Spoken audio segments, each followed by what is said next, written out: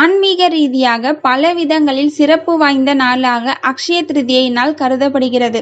வருடத்தின் மிகவும் மங்களகரமான நாள். இந்த நாளில் எந்த ஒரு காரியத்தை செய்தாலும் அதன் பலன் பெருகிக் கொண்டே இருக்கும். இந்த நாளில் எந்த காரியத்தை துவங்குவதற்கும் சுப காரியங்கள் நடத்துவதற்கும் நல்ல நேரம் பார்க்க வேண்டிய அவசியம் இல்லை என்பதால் பலரும் ஆர்வமாக எதிர்பார்த்து காத்திருக்கும் நாளாக அட்சய திருதியை நாள் உள்ளது.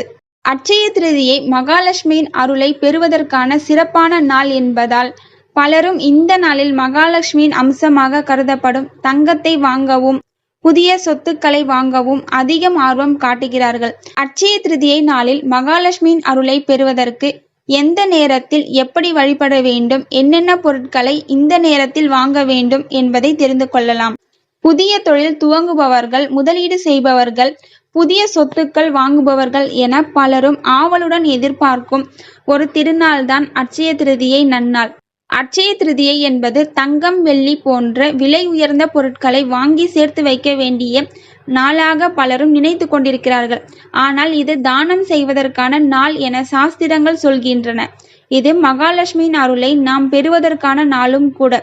சித்திரை மாதம் வளர்பிறையில் வரும் திருதியை திதி என்பதால் இந்த திதியில் செய்யப்படும் செயல்கள் பலன்கள் பெருகி கொண்டே போகும் என்பது நம்பிக்கை. அட்சய திருதியை சிறப்புகள். அட்சய திருதியை அன்று கண்டிப்பாக தங்கம் வாங்க வேண்டும் என எந்த கட்டாயமும் கிடையாது. அதே சமயம் இது மங்களகரமான நல்ல நாள் என்பதால் திருமணம் போன்ற மங்கள நிகழ்வுகளுக்கான தங்கம், புதிய ஆடைகள் வாங்க வேண்டும் என்பவர்கள் இந்த நாளை பயன்படுத்தி வாங்கிக் கொள்ளலாம். ஆதிசங்கரால் கனகதாரா ஸ்தோத்திரம் பாடப்பட்டு மகாலட்சுமி அருளால் தங்க நெல்லி கிடைத்த நாள் இந்த அட்சய திருதி நாள். சிவபெருமான் பிட்சாடனராக வந்து அன்னபூரணியிடம் உணவு பெற்று பசிப்பிணியில் இருந்து விடுபட்டதும் பாண்டவர்கள் அட்சய பாத்திரத்தை பெற்றதும் இந்த அட்சய திருதியை நாளில்தான். அட்சய திருதியில் வாங்க வேண்டிய 2 பொருட்கள். அட்சய திருதியை நாளில் மகாலட்சுமியின் அருளை பெறுவதற்கு தங்கத்தை விட அவருக்கு விருப்பமான பொருளான கல்லுப்பினை வாங்குவது மிக மிக விசேஷமானதாகும். மகாலட்சுமி பார்க்கடலில் இருந்து தோன்றியவள் என்பதால் உப்பினை அவளுக்கு தாய் வீட்டு சொத்தாக கருதுவதால் மகாலட்சுமிக்கு மிகவும் விருப்பமான பொருளாக உப்பினை சொல்கிறார்கள். அதனால் வீட்டில் எந்த பொருள் குறைந்தாலும் உப்பு மட்டும் குறையக்கூடாது என்பார்கள். அட்சய திருதியை நாளில் கல்லுப்பினையும் மங்கள பொருளான மஞ்சளையும் வாங்கி வைத்து வழிபடலாம். அட்சய திருதியை நாளில் வாங்க முடியவில்லை என்றாலும் ஏற்கனவே வாங்கி வைத்த உப்பு, மஞ்சளை பூஜை அறையில் வைத்து வழிபடலாம்.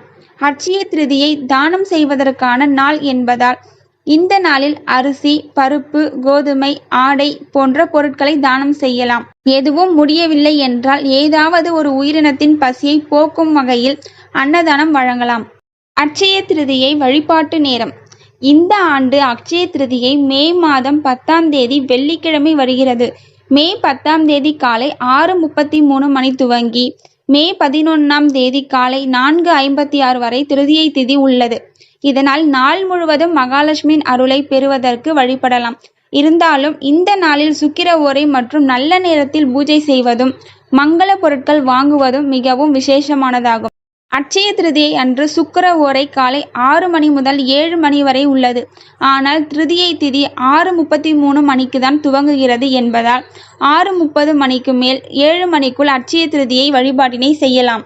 காலை 9 மணி முதல் 10 மணி வரை, பகல் 1 மணி முதல் 1:30 மணி வரை, மாலை 6 மணி முதல் 9 மணி வரையிலான நல்ல நேரத்தில் மகாலட்சுமியை வழிபடலாம்.